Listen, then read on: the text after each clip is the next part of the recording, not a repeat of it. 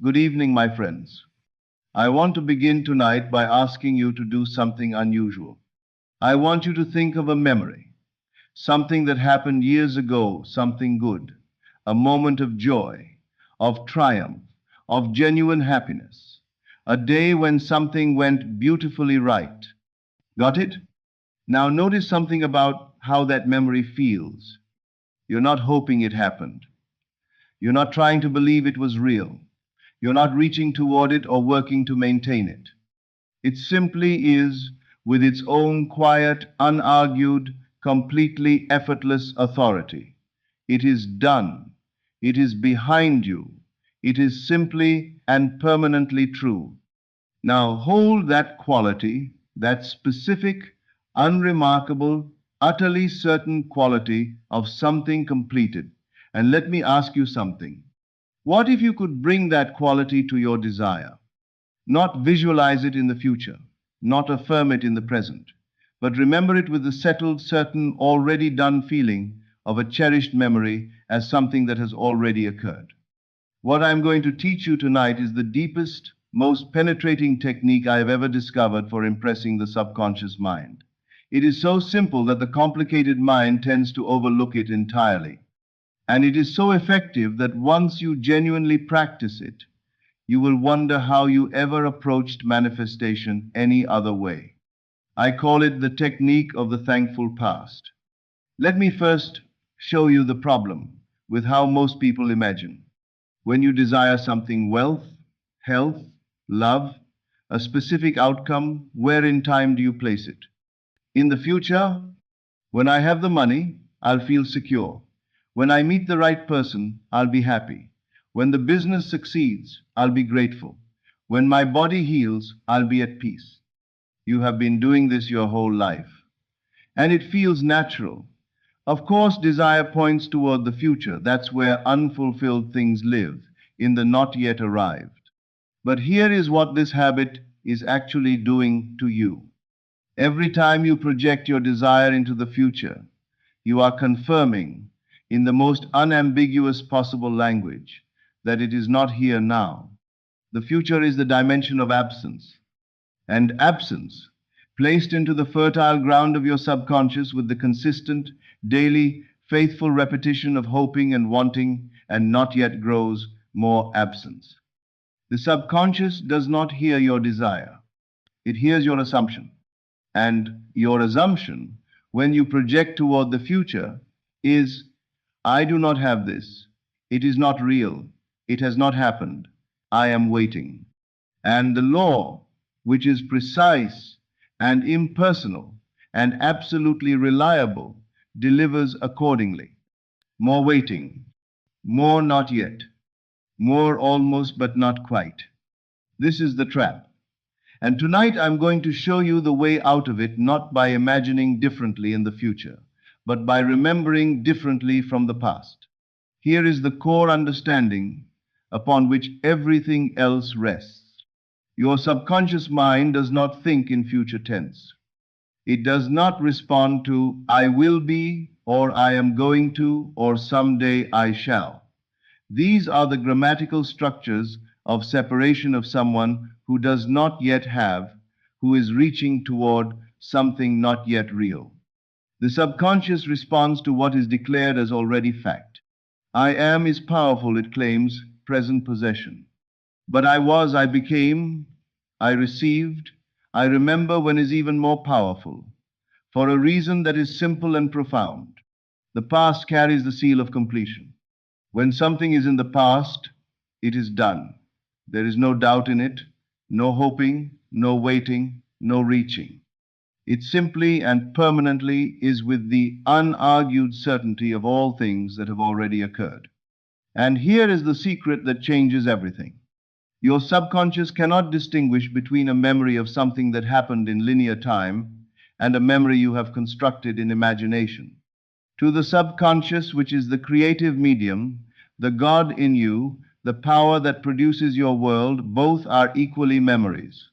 Both are equally real. Both carry equal creative force. What you imagine first becomes what you remember later. Every memory you have of yesterday was, before yesterday, imagination. So why not reverse it? Why not remember first and let objective reality catch up with your memory? This is not deception. This is not denial of what is. This is creation, the purest, most direct, most powerful form of it available to a human being. Let me show you the precise difference in feeling between future visualization and past remembering, because the feeling is everything. When you visualize something in the future, even a very good visualization, there is almost always a quality of trying underneath it, a subtle tension, a reaching, a gap between here and there, between who you are and who you will be when the desire arrives. And that gap, however small, however well disguised, is the gap of separation, of not yet, of still waiting. The subconscious feels that gap even when the conscious mind is producing a beautiful scene. And what it creates from is not the scene, it is the feeling underneath the scene. Now compare this to the feeling of genuine memory. Think of something wonderful you experienced years ago. Is there tension in it? Is there reaching? Is there a gap to cross? No, there is simply that happened. I was there. It was real. It is done. This is the feeling, this specific, settled, quietly certain, effortless quality of completed fact that the technique of the thankful past is designed to produce. Not in a future you're hoping for, in a past you remember, and when your subconscious receives that signal, the signal of something already accomplished, already received, already behind you, it has no choice but to create the conditions that match it, because that is all it knows how to do. Match the assumption. Now let me give you the technique precisely. Tonight, before you sleep, do this. Choose your desire. One specific desire, not a general improvement, something specific, something you can construct a scene around. Now, and here is where this diverges from everything you have been taught. Instead of imagining this desire manifesting in the future, construct a memory of it having already occurred in the recent past. Place it 1 month ago, or 3 weeks ago, or even just 2 weeks. Whatever your mind can accept with the most naturalness, whatever timeline allows you to inhabit the memory with genuine felt sense rather than intellectual effort. And then construct the scene, not the moment of receiving, the moment after. The moment when it has been real for long enough that you are simply living in it, reflecting back on it with the warmth of something completed. Let me be specific about what this looks like. If your desire is financial, you are sitting quietly, perhaps with a cup of tea, and you are thinking back to the day the money arrived. I remember opening the email. I remember my hands shaking slightly. I remember thinking, this is real. This actually happened. I remember calling my sister. I remember she didn't believe me at first. You are not in the scene of receiving. You are in the scene of looking back at the scene of receiving, and that backward looking has the quality of memory, not visualization. If your desire is a healed body, you are looking in the mirror and you are thinking about the appointment 3 weeks ago when the doctor told you the results had changed. I remember how quietly he said it, as though he was still trying to understand it himself. I remember walking to my car and just sitting there for a while before I could drive. I remember texting my daughter. The healing is not approaching, it is behind you. If your desire is a reconciled relationship, you are having coffee and you are thinking, I remember when she called. I almost didn't answer. I didn't recognize the number. I remember her voice. I remember neither of us spoke for a moment. I remember thinking, I can't believe this is actually happening. That was 6 weeks ago, and now this is just normal. This is just how things are. Do you feel the difference? You are not hoping. You are not reaching. You are not trying to convince yourself of something you don't quite believe. You are remembering. And memory carries an authority that visualization of the future simply cannot match. Now I want to speak about the particular quality of gratitude that belongs to this technique. Because there is gratitude and then there is this gratitude. The gratitude most people practice is future gratitude dressed in present tense. Thank you that this is coming. Thank you for what I'm about to receive. And there is nothing wrong with this, it shifts the state meaningfully. But the gratitude of the thankful past is different in quality, and the difference is everything. It is the gratitude of someone who is looking back. I am so grateful that happened when it did. The timing was perfect. I am so relieved I don't have to worry about that anymore. I am so thankful it worked out exactly the way it did. Hear the past tense. Feel what it produces. This is not the gratitude of hoping. This is the gratitude of having received. The specific, warm, slightly exhaling quality of someone for whom the struggle is genuinely over, not about to be over, not hopefully going to be over, already over.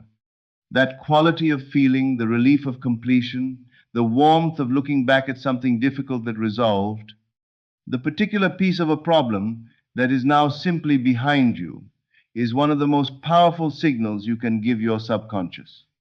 Because it communicates with every cell and every feeling the single thing the subconscious needs to hear above all others. This is done. Let me explain what happens mechanically when you practice this. The subconscious mind is not a future thinker. It lives in the eternal now, in the dimension of what is, what has been, what is simply true. It takes the assumptions you give it and builds from them. It arranges circumstances, orchestrates events, opens doors, creates opportunities, brings people all to make your outer world match your inner conviction. When your inner conviction is, I am hoping this will happen, it builds the experience of hoping. When your inner conviction is, I am trying to believe this is coming, it builds the experience of trying. But when your inner conviction is, I remember when this happened, with the genuine, sensory, emotionally inhabited quality of actual memory, it builds the experience of having already received. It creates circumstances to match the accomplished fact you have declared. Not because it is magical, because it is law. The same law that has been operating your entire life, whether you understood it or not, simply now being worked with, consciously, deliberately, in the direction you actually want to go. I want to give you one more element that will deepen the practice considerably. When you are in the memory, when you have constructed it vividly, when you can feel the room and hear the sounds and sense the emotional quality of that moment of fulfillment, I want you to also feel what came before it. The relief that the waiting is over, not the joy of receiving, though that is there too. The specific, particular, almost exhausted relief of someone who has been waiting and hoping and not quite trusting for a long time and can now finally let it go. I used to check my phone every morning hoping for this. I don't have to do that anymore. I used to wake up at 3 in the morning worrying about this. I haven't done that in weeks. I remember when I couldn't imagine how this would ever resolve. I couldn't see any path, and then it just resolved. This quality of contrast, the vividness of the relief that comes from having been genuinely uncertain and now being genuinely certain, is one of the most powerful elements you can include in your memory. Because relief is what the subconscious recognizes as genuine receipt. Hope is what you feel before something arrives. Relief is what you feel after. And the subconscious, which creates from your feeling, will work to produce the conditions that match the feeling of after. There is a truth underneath this entire technique that I want to name directly, because it changes how you understand what you are actually doing. The past is as fluid as the future.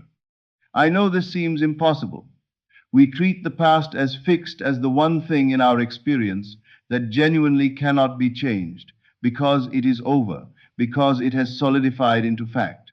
But in consciousness, in the creative medium, in the dimension where all experience is generated, the past exists only as imagination occurring in the present moment. When you remember yesterday, You are not accessing a fixed recording stored somewhere. You are imagining right now what you believe yesterday to have been.